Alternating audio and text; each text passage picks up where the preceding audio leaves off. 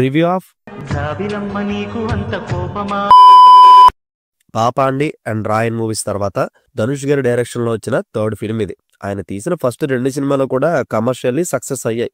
మరి ఆ track record ని ఈ యూత్ఫుల్ ఎంటర్టైనర్ తో కంటిన్యూ చేశారా లేదా అనేది డీటెయిల్ గా మాట్లాడుకుందాం. ఇంకా మ్యాటర్ లోకి వెళ్ళిపోతే, ఆల్రెడీ ట్రైలర్ లోనే చెప్పారు ఇది యూజ్ఫుల్ లవ్ స్టోరీనే బట్ ఎంటర్టైనింగ్ ఉండబోతుందని. ఆ క్లారిటీ ఇచ్చేసారు కాబట్టి నాకైతే సినిమా మీద ఏ ఎక్స్పెక్టేషన్స్ లేవు. చాలా క్లీన్ మైండ్ తోనే వెళ్ళాను. మరి ఇంకా మూవీ చూసాక నాకైతే పర్లేదు, బాగానే అనిపించింది. ఎక్కడ బోర్ కొట్టకుండా చాలా నీట్ గా తీసుకెళ్లిపోయారు. ఒక లవ్ స్టోరీ క్రియేట్ చేయడం, మధ్యలో కాన్ఫ్లిక్ట్ రావడం, విడిపోవడం, కలవడం, ఈ టైప్ ఆఫ్ లవ్ స్టోరీస్ మనం ఎన్నో ఇయర్స్ నుంచి చూస్తూనే ఉన్నాం. ఈ మూవీ కూడా ఆ ఫార్మేట్ లోనే ఉంటుంది. అందుకే కథ పరంగా ఇది మీకు కొత్త ఎక్స్పీరియన్స్ ఏమి ఇవ్వదు.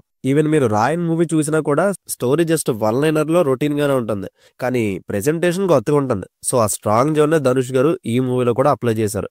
ఒక పక్క లవ్ స్టోరీని, ఇద్దరు ఫ్రెండ్స్ మధ్య బ్యూటిఫుల్ బాండ్ ని, అక్కడక్కడ క్యూట్ మూమెంట్స్ తో, సినిమాకి సోల్ అయిన ఒక ఎమోషనల్ పాయింట్ తో, అండ్ మాథ్యూ క్యారెక్టర్ ని మెయిన్ ఎసెట్ గా వాడుకొని ఫన్ జనరేట్ చేయడానికి మాక్సిమం ట్రై చేశారు. బట్ నాకు అంత ఫన్ వర్కౌట్ అవ్వలేదు, కానీ జస్ట్ అక్కడక్కడ ఎక్స్ప్రెషన్స్ అండ్ 1 లైనర్స్ తో కొంచెం గిల్ వదిలిపెట్టారు. అండ్ ఇది రొటీన్ స్టోరీ అయినా కూడా ధనుష్ గారి స్క్రీన్ ప్లే లో ఏదో ఒక మ్యాజిక్ చేసి బోర్డమ్ ఫీల్ అవ్వకుండా మాక్సిమం ట్రై చేశారు. దానికి తోడు కాస్టింగ్ చాలా ఫ్రెష్ గా ఉంటుంది. అనికా సురేంద్రన్, ధనుష్ గారి చెల్లెలు కొడుకైన పావిష్, మాథ్యూ, ఇంకో 3 క్యారెక్టర్స్ ఉంటాయి. ప్రతి క్యారెక్టర్ ని ప్రాపర్ గా వాడుకున్నారు. అన్నెసెసరీగా కథలో బ్లెండ్ చేసేద్దామని ఎవరిని యూజ్ చేసుకోవాల. ఈవెన్ ప్రియప్రకాష్ రోల్ కూడా చిన్నదే అయినా సినిమాకి one of the key factor ఆమె.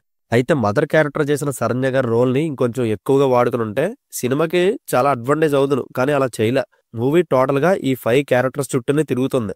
యాక్టింగ్ వైజ్ ఎవరి రోల్ కి వాళ్ళు న్యాయం చేశారు. ఈ 5 రోల్స్ లో నా బెస్ట్ ఏంటంటే మాథ్యూనే. మనోడు ఎమోషనల్ సీన్స్ లో ఎంటర్టైన్మెంట్ ఇవ్వడంలో తోపని చెప్పాలి. సినిమాలో అంతో ఇంత నవ్వుకున్నావంటే అది అతని వల్లే. ఇంక ఈ రామ్ కామ్ లవ్ స్టోరీకి జీవి ప్రకాష్ గారి బ్యాక్గ్రౌండ్ స్కోర్ బాగానే వర్కౌట్ అయింది.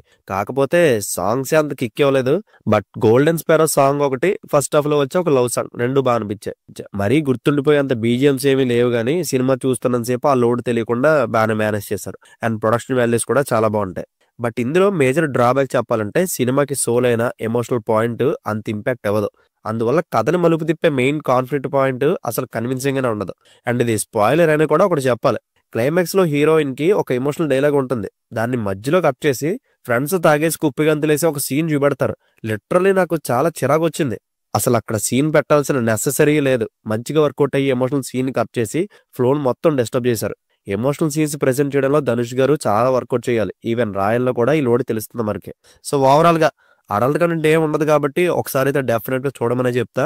చివరిలో ఈ కథకి ఒక క్లిఫ్ హ్యాంగర్ పెట్టి సీక్వెల్ కి లీడ్ ఇచ్చారు కూడా.